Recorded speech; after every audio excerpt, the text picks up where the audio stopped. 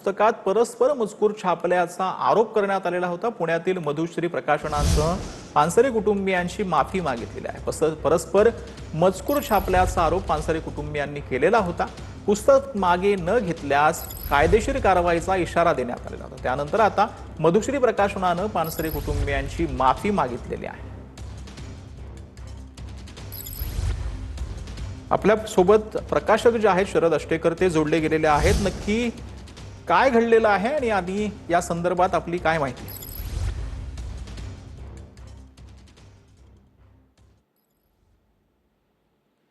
शरदजी, माझा आवाज आपल्यापर्यंत पोहोचतोय? आपल्या सोबत शरद अष्टेकर जे आहेत प्रकाशक ते जोडले गेलेले आहेत, त्यांच्याकडे आपण जाऊयात। त्यानंतर मधुश्री प्रकाशनाने पानसरे कुटुंबियांची जी आहे ती माफी मागितलेली आहे। प्रकाशकांकडून या संदर्भात माहिती देण्यात आली। कोल्हापूरमधली ही माहिती आता समोर येते। तर पवारांच्या राष्ट्रवादीचं 3 जूनला नवी मुंबईमध्ये सरकार विरोधात आंदोलन आहे। सिडको प्रदर्शन केंद्रामध्ये हे आंदोलन केलं जाणार आहे। महागाई, इंधन दरवाढ आणि बेरोजगारी विरोधामध्ये आंदोलन केलं जाणार आहे। सुप्रिया सुळे, रोहित पवार, शशिकांत शिंदे, जयंत पाटील, जितेंद्र आव्हाड या आंदोलनामध्ये सहभागी होणार आहेत। तर मुंबईमध्ये कुठेही हिंदी, हिंदू आणि हिंदुस्तान नारा दिल्यानं कुणीही अडवणार नाही असं लोढांनी म्हटलंय। 2000 वर्ष आक्रमण झाली तरी हिंदू धर्माचं कुणीही काही वाकडं करू शकलं नाही असं लोढांनी म्हटलंय। 200 वर्ष जुन्या हिंदीचं कोण काय वाकडं करणार असं देखील यावेळेला लोढांनी म्हटलं। दरम्यान भाषा संपर्काचं माध्यम संघर्षाचं नाही असं अमित साठम यांनी म्हटलंय। जेवढा हिंदीला विरोध होतो तेवढी हिंदी मोठी होत जाते असं अमित साठम यांनी म्हटलं। कि जब आप यहाँ से बाहर जाएंगे तो मुंबई के किसी भी कोने में खड़े रहकर हिंदी, हिंदू, हिंदुस्तान ऐसा नारा लगाएंगे तो आपको कोई रोकेगा नहीं। और ये भी सच है कि 2000 साल तक हिंदुस्तान पे आक्रमण होते रहे और 2000 साल तक हिंदू धर्म के ऊपर भी आक्रमण होते रहे। तो जब 2000 साल में उनका कोई नहीं बिगाड़ सका तो 200 साल की पुरानी हमारी हिंदी का तो कोई क्या बिगाड़ सकता है। से कुछ हिंदी को तो फर्क नहीं पड़ता और भाषा वो भूलते हैं कि भाषा यह संपर्क का माध्यम होती है, संघर्ष का नहीं। और संपर्क और संघर्ष के बीच में क्या फर्क होता है वो कुछ लोगों को समझ में नहीं आता।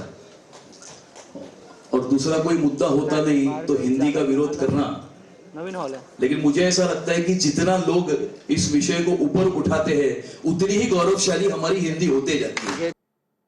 राहिल्यानगरमधील गंगा उद्यानामध्ये मुस्लिम महिलांकडून नमाज पठण करण्यात आलं। सोशल मीडियावर नमाज पठणाचा व्हिडिओ व्हायरल झाला। तर नमाज पठणानंतर सकल हिंदू समाजाकडून तिथेच हनुमान चाळीसेचं पठण करण्यात आलं। आमदार संग्राम जगतापांच्या उपस्थितीमध्ये हनुमान चाळीसा पठण यावेळेला पार पडलंय। दरम्यान कुठलाही अनुचित प्रकार घडू नये यासाठी घटनास्थळी पोलीस देखील दाखल झालेले होते।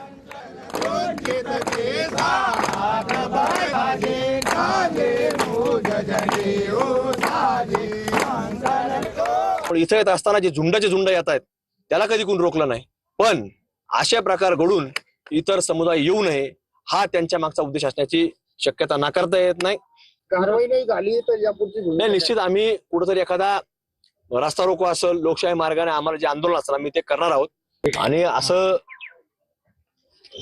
ज्या ठिकाणी सार्वजनिक ठिकाणी अनधिकृतरित्या जर कुठं नमाज पठण होत असेल त्या ठिकाणी आम्ही वरा देवता पूजन केल्याशिवाय राहणार नाही।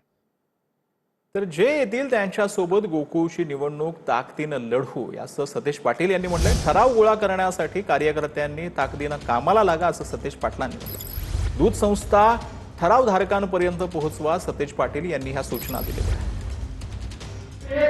गोकुळ टिकला पाहिजे त्यांच्या भांडणात।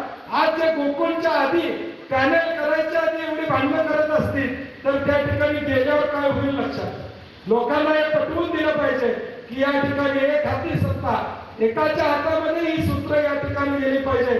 आणि आदरणीय शाहू महाराजांच्या नेतृत्वाखाली या गोकुळमध्ये सुद्धा चांगल्या विचाराची आमच्या मनात जे येतील त्यांना घेऊन या ठिकाणी लढण्याची भूमिका उद्याच्या भविष्यकाळात आमची राहील।